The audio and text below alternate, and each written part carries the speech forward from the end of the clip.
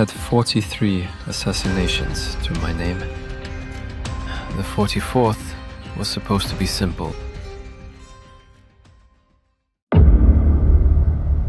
I am dying beneath a sky that does not care. The stars above Varantis are unfamiliar, cold, indifferent. They have seen countless deaths and will see countless more.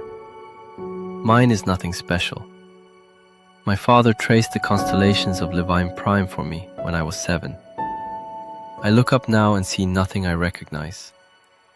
I lie where my legs finally stopped working, 200 feet past the compound wall, and stare up at them. Blood pools beneath me, warm at first, cooling now. The ancestral blade lies beside me, still clutched in fingers that no longer have the strength to hold it. Moonlight catches the obsidian edge, gleaming like a crack in the dark. 7 generations of craftsmen on Levine Prime shaped this steel. My father's hands, his father's before him. Weapons forged to protect the innocent. That was the family purpose, the legacy passed down alongside the blade itself. I looked at the forge and decided it wasn't enough. The pain is fading now, replaced by a numbness that creeps inward from my extremities. I recognize the signs. I have seen them in others. I always wondered what it looked like from the inside. This is where I die, I think. The thought holds no fear. That surprises me. I expected something. Regret, resistance, the animal refusal that keeps wounded things fighting past reason. There is none of that. Only a strange stillness, the way a room goes quiet after someone is gone. Perhaps that is what I took from 43 people. Not just their lives, their last moments of stillness. This is fitting. I close my eyes. The faces rise in the darkness behind my lids. All the lives I took, all the breaths I stopped. They look at me with eyes that hold no accusation, only patience. They have been waiting for me. 43. The children's faces cut through. Brown eyes, wet with tears. They don't hold. Darkness closes back in. And in the deepening, the memory surfaces, uninvited, unhurried. The way memory comes when there is no longer anything to hold it back. The 44th was supposed to be simple. The mission parameters are straightforward. The target is a political dissident in the Varantis district. No witnesses. I do not ask why this dissident needs to die. I come over the compound wall at the 3rd hour, between patrol rotations. 2 guards at the east courtyard. 8-minute cycles. I have 6. The first guard never sees me. I come up behind him like smoke, one hand over his mouth, the blade sliding through the gap between helmet and collar. He stiffens, sags. I lower him into the shadows and keep moving. The second guard is more alert. He hears it. A whisper of cloth, a displacement of air. He starts to turn. He is too slow. They are always too slow. I count breaths, measure steps, become the shadow between heartbeats. The Shakarige clan offered power, prestige, a purpose larger than the forge. I took everything they offered and gave them everything they asked. 2 more guards in the courtyard. Conversation, bored. They die without knowing I am there. Somewhere deeper in the compound, a child laughs. Brief, sleepy. The sound travels down the corridor and is gone. I feel nothing. That is the point. Feeling is a variable. Variables create errors. The Shakarige burned the feeling out of me years ago. The blade whispers through flesh, and I move on. Inside the compound, the corridors are dim. I go straight toward the residences. 2 guards at an intersection. I take them together. Blade in the first, nerve strike to the second. The first dies. The second will wake in an hour with a headache and no memory of what happened. I could have killed him. It would have been cleaner. I didn't. 43. I remember every face, every breath that stopped. The Shakarige told me that would pass. It hadn't. I had learned to carry them instead. Names I'd never known, expressions frozen at the moment of understanding. They were the only company I kept. I tell myself the mercy is tactical, conserving energy, avoiding unnecessary noise. I tell myself many things in those days. The target's quarters are at the end of the hall. Simple door, no additional security. They didn't think anyone would get this far. I checked my chronometer. 6 minutes until patrol rotation. More than enough time. I put my hand on the door and push it open. The room is small. After the compound's wealth, the guards, the security, the high walls, I had expected something grander. Instead, I find a simple space, a bed against one wall, a desk covered in papers, a window overlooking the city lights below, and a man, reading a story to 2 children. A boy, maybe 7 years old, dark hair, dark eyes. A girl, younger, 5 perhaps. The man sees me in the doorway, sees the blade in my hand. He pulls the children closer and meets my gaze with the calm of a man who has already accepted his death. Please, just me. No witnesses. I raise the blade. 43 times before, all ended with this same motion. The mechanics are simple. Angle of entry, depth of penetration, the twist that ensures the wound will not close. I could do it in my sleep. Have done it in my sleep, in the dreams that come less often now that I have learned to stop dreaming. The boy's eyes meet mine. He looks at me and sees death, sees the end of everything he knows. I stand frozen, blade raised, muscles locked in a position they have held 43 times before. But this time, something is different. The girl makes a sound, a whimper that barely qualifies as noise, and the blade trembles in my grip. This blade was forged to protect those who cannot protect themselves. My father's voice, distant, faded, but present. You carry our purpose, Silas, our legacy. Guard it well. I had not guarded it. I had betrayed it, twisted it into something unrecognizable. And now I stand over 2 children with that same blade raised, ready to add to the betrayal. I lower the blade. The man's eyes widen. I should say something. Run. Disappear before someone else comes.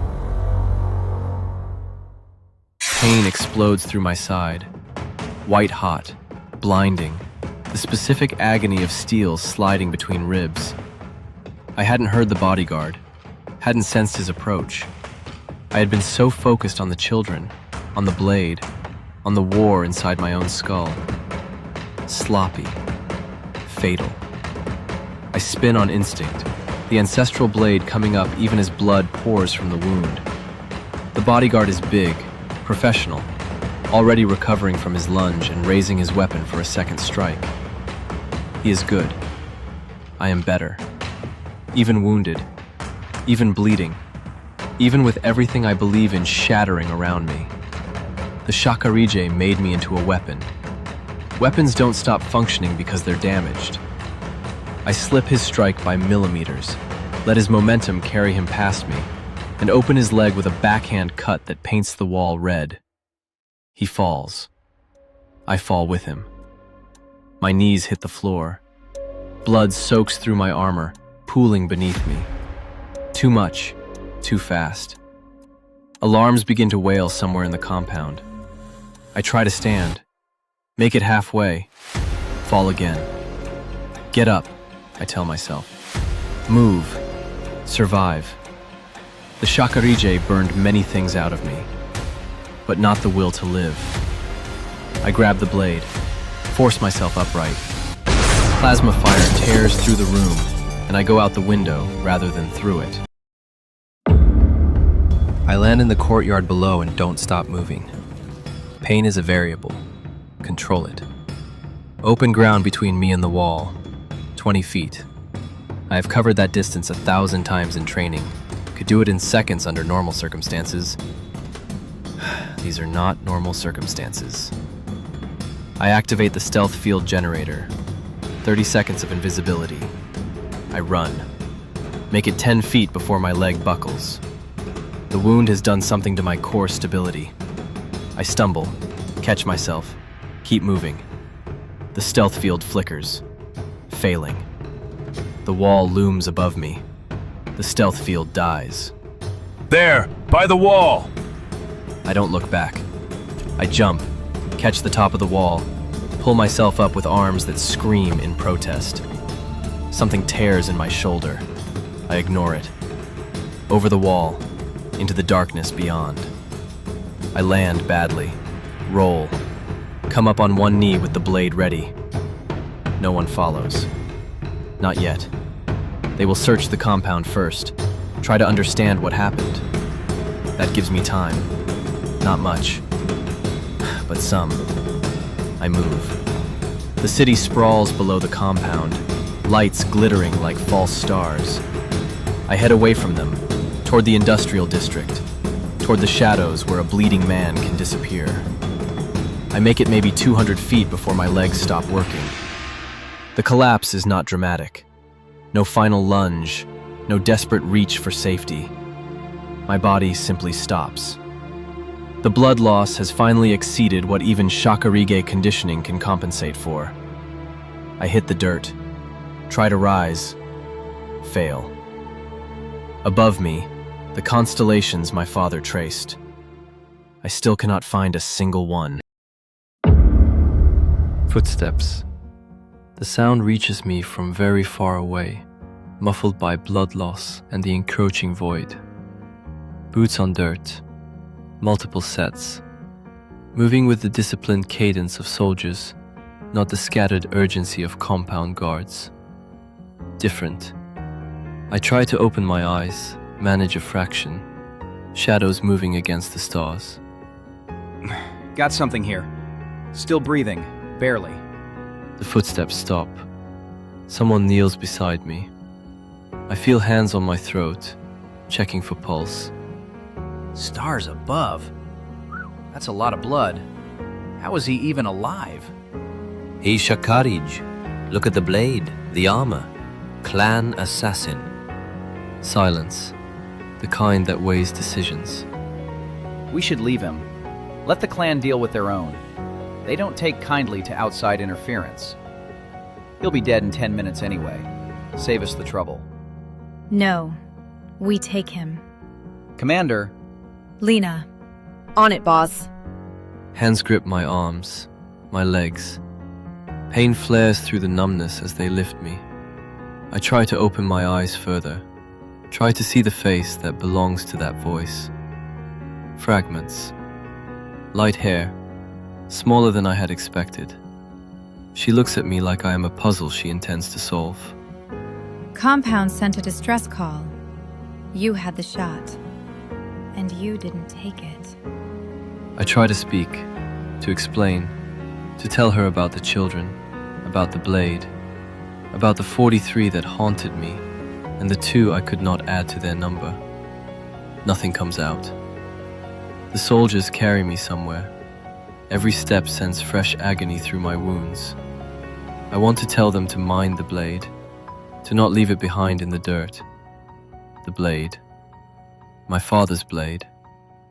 His weapon. Bring it.